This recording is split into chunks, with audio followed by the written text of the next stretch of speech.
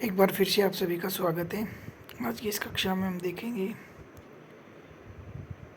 Political science के important question जो कि राष्ट्रपति से संबंधित हैं, जो किसी न किसी आरपीएससी के एग्ज़ाम में पूछे गए हैं और आगे भी पूछे जा सकते हैं।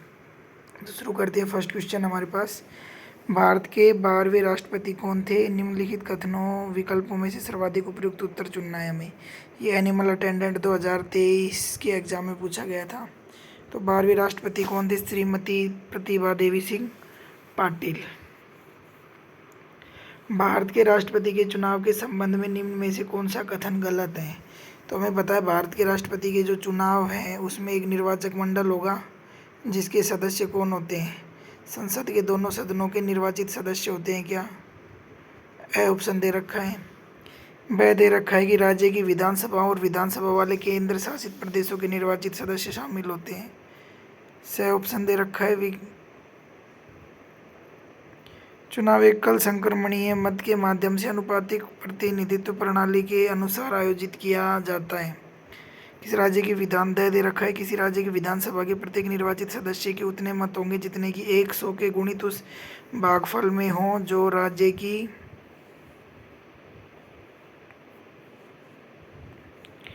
जनसंख्या को उस विधानसभा के निर्वाचित सदस्यों की कुल संख्या से भाग देने पर आए। तो इसमें गलत कथन छांटना है। हमें सबसे पहले तो ध्यान रखना है कि पूछा क्या है, सत्य कथन पूछा है या गलत। तो इसमें हमें गलत कथन पूछा गया है जो कि क्या आएगा? द गलत क्यों है? क्योंकि इसमें क्या कर रहा है, 100 के गुणित का भाग नहीं देते बल्कि किसका देते हैं? 1000 का। जब राज्यों में संवैधानिक तंत्र की विफलता के कारण आपातकाल घोषित किया जाता है, यह किस अनुच्छेद से होता है? ये CET 2024 ग्रेजुएशन में पूछा गया था। तो कौन से सभी अनुच्छेद के अंतर आएगा? 356 के अंतर्गत। भारत के राष्ट्रपति द्वारा राज्यसभा में कितने सदस्य मनोनीत किए जाते हैं? तो 12। भारतीय संविधान के किस अनुच्छेद के तहत राष्ट्रपति प्रधानमंत्री की नियुक्ति करते हैं? तो भारतीय संविधान के अनुच्छेद 75 के तहत राष्ट्रपति प्रधानमंत्री की नियुक्ति करता है। संविधान के अनुसार उच्च न्यायालय के मुख्य न्यायाधीश की नियुक्ति का अधिकार किसके पास है? यह राजस्थान पुलिस कांस्टेबल में पूछा गया था। तो किसके पास होता है? यह अधिकार होता है राष्ट्रपति के पास। संविधान के अनुसार भारत के उपराष्ट्रपति को किसके द्वारा आधिकारिक पद से हटाया जा सकता है? तो राष्ट्रपति को उपराष्ट्रपति को। तो उपराष्ट्रपति का काम जो भी है वो किस में? विधान उसमें। राज्यसभा में तो कौन हटाएगी इसे? राज्यसभा। सुप्रीम कोर्ट के न्यायाधीशों को पद से हटाने का अधिकार किसके पास है? यह भी राजस्थान पुलिस कांस्टेबल में पूछा गया क्वेश्चन है। तो सुप्रीम कोर्ट के न्यायाधीश को पद से कौन हटाएगा? केवल राष्ट्रपति या केवल संसद? ये ध्यान रखना, इसमें संसद के कहने पर कौन हटाएगा? राष्ट्रपति। तो इसका आंसर क्या आएगा? राष्ट्रपति, संसद आएगा। संसद के कहने पर राष्ट्रपति, तो इसमें आएगा संसद, केवल संसद। राष्ट्रपति निर्वाचित होने के लिए न्यूनतम आयु क्या है? 35 वर्ष। राज्यसभा में राष्ट्रपति कितने सदस्यों को मनोनीत करता है? तो 12। नेक्स्ट क्वेश्चन, राष्ट्रपति अपना त्यागपत्र किसे देगा? तो राष्ट्रपति अपना त्यागपत्र देगा उपराष्ट्रपति को। ये जूनियर लीगल ऑफिसर 2023 के एग्जाम पूछा गया था। संविधान का अनुच्छेद 52 किससे संबंधित है कि भारत का एक राष्ट्रपति होगा? अनुच्छेद 124 के अधीन राष्ट्रपति अपनी किस शक्ति का प्रयोग करता है? तो ये ध्यान रखना, 1, 2 का 4। इसका मतलब उच्च न्यायालय के न्यायाधीशों की नियुक्ति, उच्चतम न्यायालय के न्यायाधीशों की नियुक्ति होगी। ध्यान रखना, उच्च नहीं, उच्चतम न्यायालयों के न्यायाधीशों की नियुक्ति। भारत का राष्ट्रपति अपने कार्यालय शक्ति और कर्तव्यों के पालना और उसके द्वारा किए जाने वाले किसी भी कार्य के लिए किसी भी न्यायालय में जवाबदेही नहीं होगा। ये कौन सा अनुच्छेद कहता है? तो ये अनुच्छेद कहता है 361। भारत के संविधान के अनुच्छेद 87 के अंतर्गत भारत का राष्ट्रपति संसद में अभिभाषण भाषण देता है। ये बहुत ही इंपॉर्टेंट क्वेश्चन है, कई बार पूछा जा चुका है। किसमें देता है? समवेत संसद के दोनों सदनों में। ध्यान रखना, समवेत संसद। राष्ट्रपति शासन राज्य में अधिकतम कितने समय तक लगाया जा सकता है? तो 3 वर्ष। भारत के उपराष्ट्रपति को करने का संकल्प निम्न में से कहाँ प्रस्तावित किया जा सकता है? तो उपराष्ट्रपति का वही राज्यसभा में, अनुच्छेद 67 के अनुसार। एकल हस्तांतरणीय मतदान पद्धति द्वारा निम्न में से कौन सा राष्ट्रपति मतों की दूसरी चरण की गिनती में निर्वाचित हुआ था? दूसरी चरण की गिनती में निर्वाचित, तो वैसे याद रखना, निर्वाचित के वैसे डॉक्टर वी गिरी।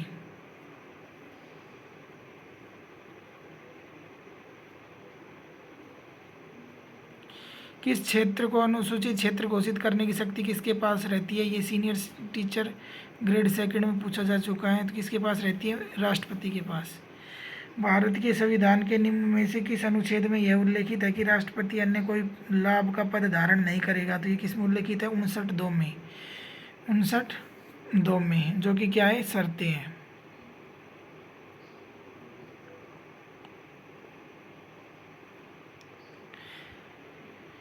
भारत के राष्ट्रपति की पदावधि के संबंध में निम्नलिखित कथनों में से कौन सा सही नहीं है? ये सीनियर टीचर ग्रेड सेकंड के कंपटीशन एग्जाम 2022 में पूछा गया था, कंपलसरी एग्जाम में।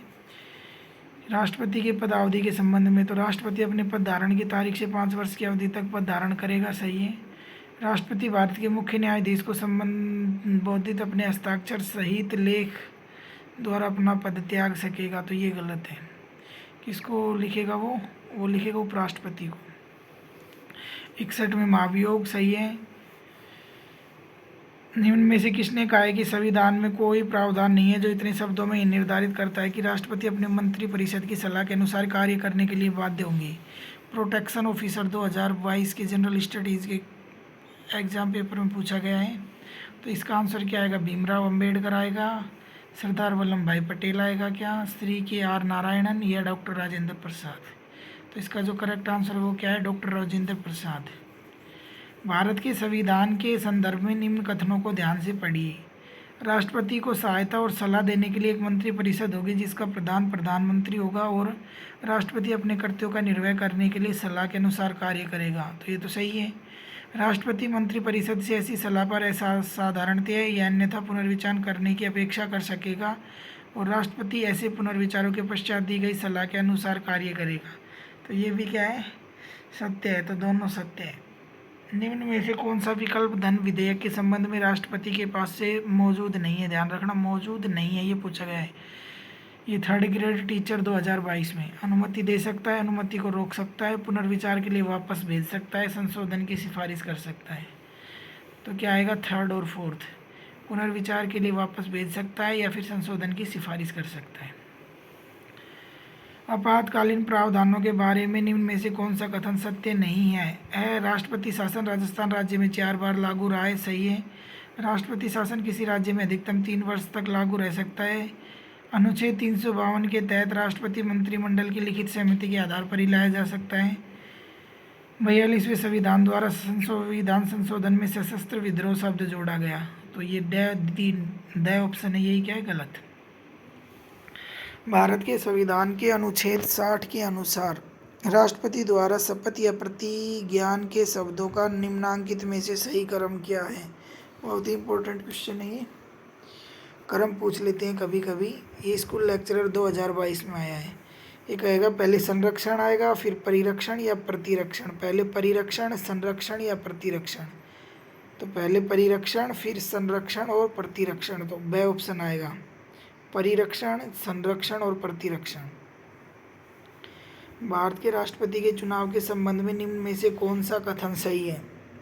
राष्ट्रपति का चुनाव एक निर्वाचक मंडल द्वारा किया जाता है जिसमें संसद के सभी सदस्य भाग लेते हैं, यही कथन गलत है क्योंकि संसद के सभी सदस्य भाग नहीं लेते, जबकि कौन भाग लेते हैं?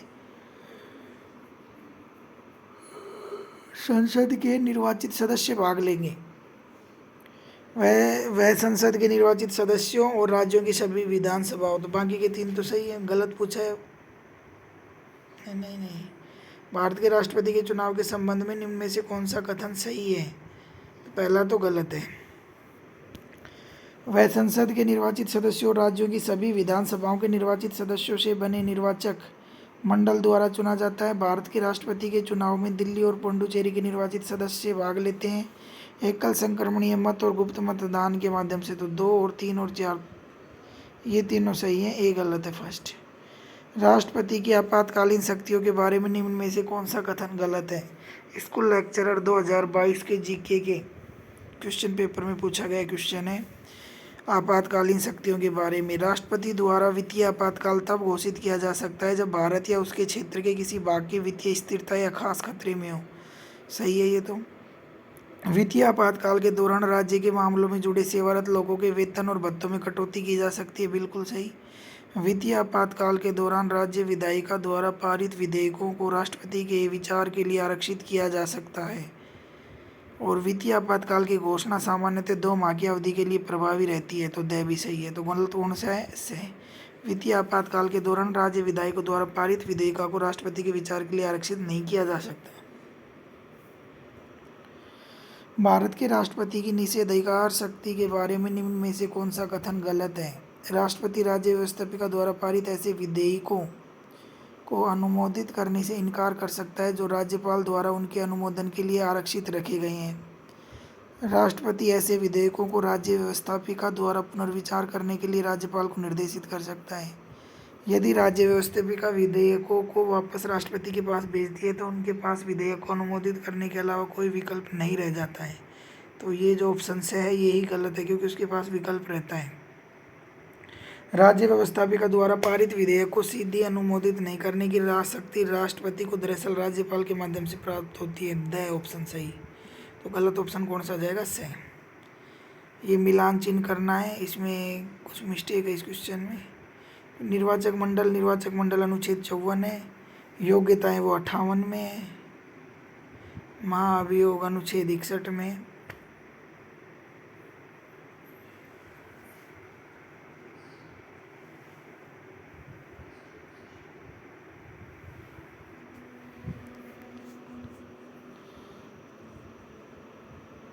नेक्स्ट क्वेश्चन देखते हैं।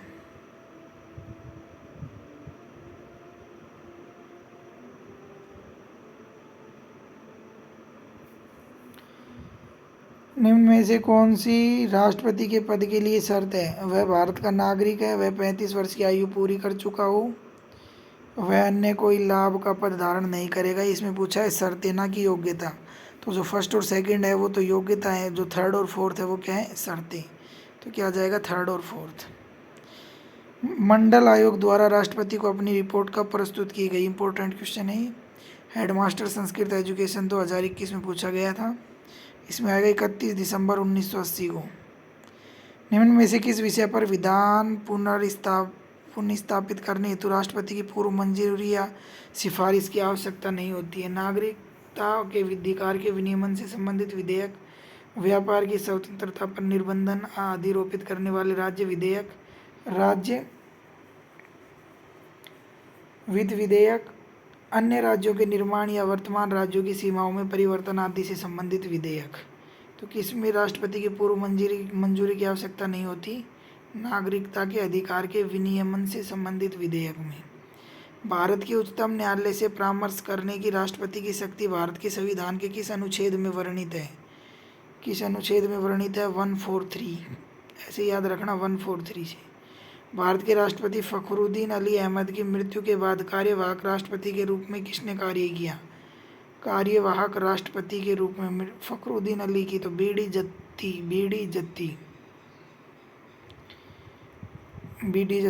कोई व्यक्ति भारत का राष्ट्रपति केवल 2 बार चुना जा सकता है, बार बार चुना जा सकता है, दोबारा चुनाव नहीं लड़ सकता, केवल 3 बार चुना जा सकता है। तो ऑप्शन आ जाएगा से, कितनी भी बार पुनर्निर्वाचित किया जा सकता है। भारतीय संविधान के निम्न में से किस अनुच्छेद के अंतर्गत राष्ट्रपति को विशेष ज्ञान वाले व्यक्ति को राज्यसभा हेतु नामित करने का अधिकार प्राप्त होता है? तो कौन सा विशेष अधिकार है? वो अनुच्छेद 80 के अंतर्गत है। कैसे याद रखोगे? 80 मिल गई फ्री में कुर्सी। यदि उपराष्ट्रपति का पद रिक्त है, जो भारत का राष्ट्रपति निम्नांकित में से किसे संबोधित करते हुए अपना त्यागपत्र देगा? उपराष्ट्रपति का पद रिक्त होने पर भी वो उपराष्ट्रपति को ही संबोधित करते हुए त्यागपत्र देगा। निम्न में से किस राज्य में अनुच्छेद 356 सबसे अधिक बार लागू किया गया है? तो कौन से राज्य में? उत्तर प्रदेश में। राष्ट्रपति अपना त्यागपत्र किसे देता है? तो राष्ट्रपति अपना त्यागपत्र किसे देता है? उपराष्ट्रपति को। भारतीय संविधान के किस अनुच्छेद के अंतर्गत राष्ट्रपति में संघ की कार्यपालिका शक्ति निहित होती है? अनुच्छेद 53, 54, 55, 56। तो अनुच्छेद 53 भारतीय संविधान के कौन से अनुच्छेद राष्ट्रपति और उपराष्ट्रपति के बारे में बात करते हैं? 52 से 73। राज्यसभा में राष्ट्रपति द्वारा कितने सदस्य मनोनीत किए जाते हैं? तो राष्ट्रपति द्वारा कितने सदस्य मनोनीत किए जाते हैं? 12। ये मिलान करना है। Doctor Zakir Hussain, R Venkataraman, doctor APJ Abdul Kalam. तो डॉक्टर APJ अब्दुल कलाम तो लास्ट के हैं 2002 से 2007। डॉक्टर जाकिर हुसैन 1967 से 1969 और आर वेंकटरमन 1987 से 1982। तो ऑप्शन में आ जाएगा 231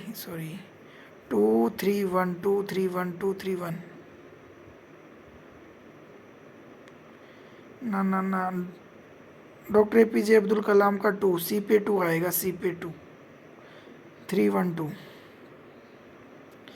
निम्नलिखित व्यक्तियों के भारत के उपराष्ट्रपति चुने जाने का सही क्रम है। सबसे पहले उपराष्ट्रपति चुने गए डॉक्टर जाकिर हुसैन, फिर चुने गए VV गिरी, फिर चुने गए डॉक्टर BD जत्ती, फिर KR नारायणन।